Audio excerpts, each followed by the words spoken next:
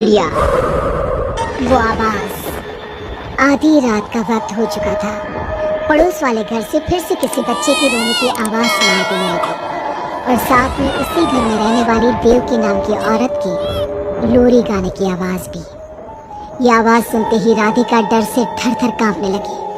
उसने जल्दी से गहरी नींद में सोए अपने पति केशव को जगाया। केशव, उठो, देखो ना, फिर से किसी की लोरी गाने की आवाज आ रही है बाजू वाले घर से। क्या हुआ राधिका, क्यों परेशान हो रही हो? अरे कोई आवाज नहीं आ रही यार। लेकिन अभी बस 2 मिनट पहले तो देव की लोरी गा रही थी और एक बच्चा रो रहा था। अरे कोई मूवी देख रहा होगा, उसकी आवाज होगी। देवकी और उसके पति मोनिश ने बताया ना कि उनके बच्चे नहीं होते। उस घर में कोई बच्चा नहीं है। अब ना तुम भी सो जाओ और मुझे भी सोने दो। लेकिन अभी बस 2 मिनट पहले तो देव की लोरी गा रही थी और एक बच्चा रो रहा था।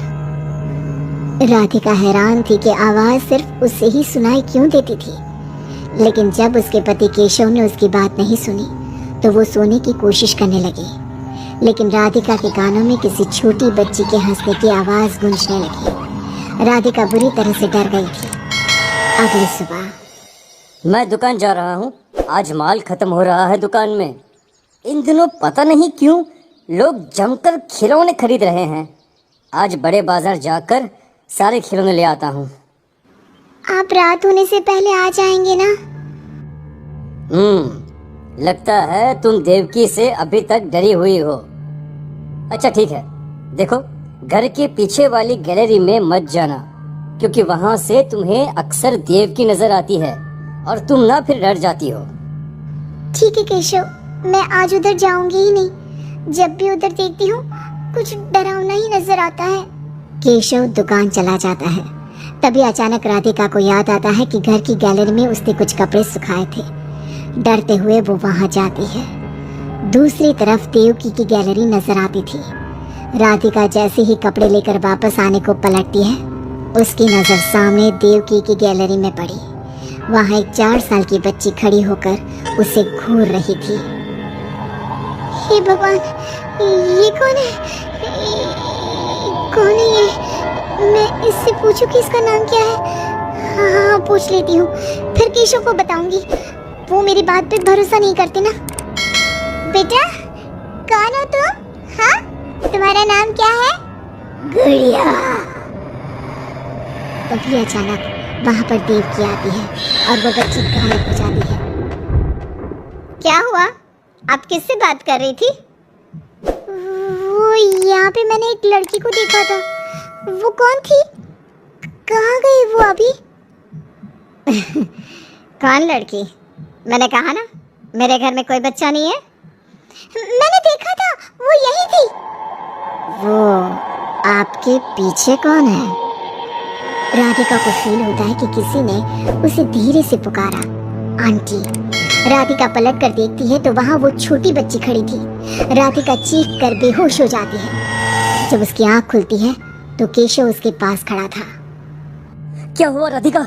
राधिका, होश में आओ।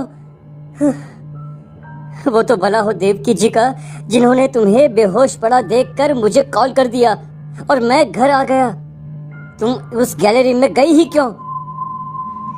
केशव, वो लड़की यहाँ आ गई थी और वो देवकी, वो ठीक औरत नहीं है। तुम पागल हो गई हो राधिका। आज देवकी जी ने ही मुझे तुम्हारे बारे में बताया। क्या सोचती रहती हो? अरे कोई नहीं है उस घर में।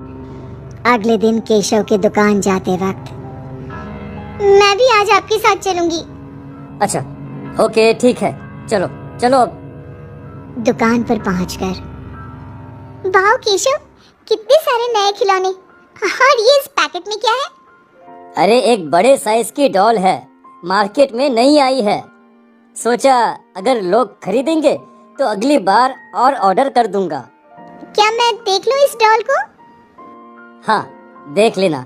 मैं जरा माल लेने बड़े बाजार जा रहा हूँ। तुम दुकान संभाल लो और आराम से बैठकर खिलौने देख लो, ठीक है? केशव दुकान से चला जाता है। तभी कुछ देर बाद देवकी दुकान पर आती है। कैसी हो तुम? तुम यहाँ क्या लेने आई हो? गुड़िया? गुड़िया? मेरा मतलब तुम गुड़िया का क्या करोगी? तुम्हारे घर में तो बच्चे।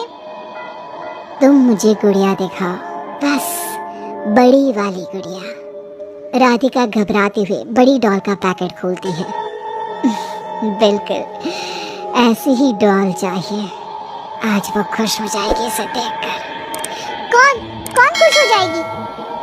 देवकी अजीब नजरों से राधिका को देखती है और बिना कुछ कहे पैसे देकर चली जाती है। उसके जाने के बाद राधिका शॉप के अंडरग्राउंड में नए टॉयज का मॉल चेक करने जाती है। वहाँ बच्चों का एक झूला था।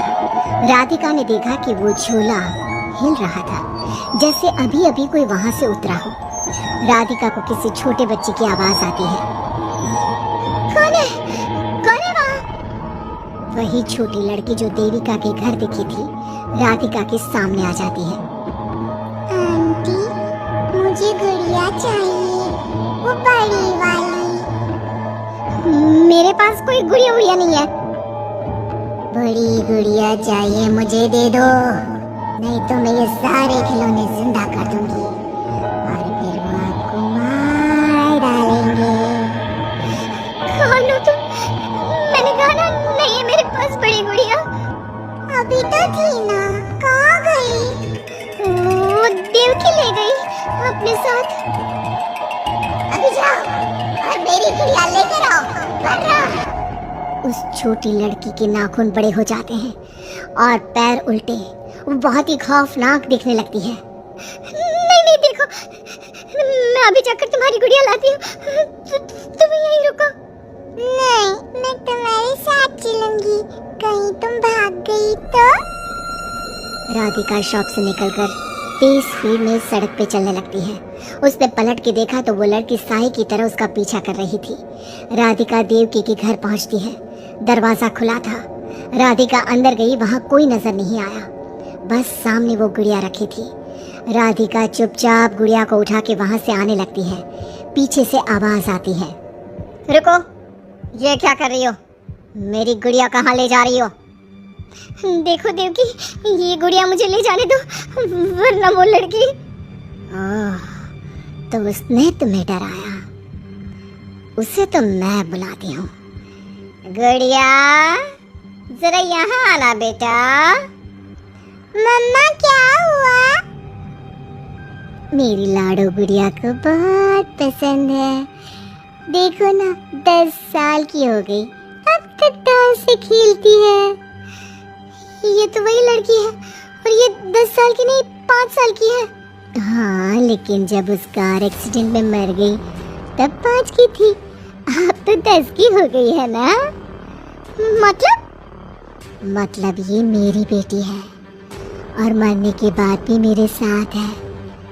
इसे ना लोरी सुन के ही नींद आती है और डॉल्स से इसे बहुत पसंद है।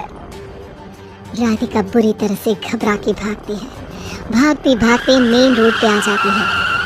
वहीं उसका एक्सीडेंट होता है और उसकी मौत हो जाती है। उधर राधिका की मौत के बाद केशव को पास वाले घर से बच्चे के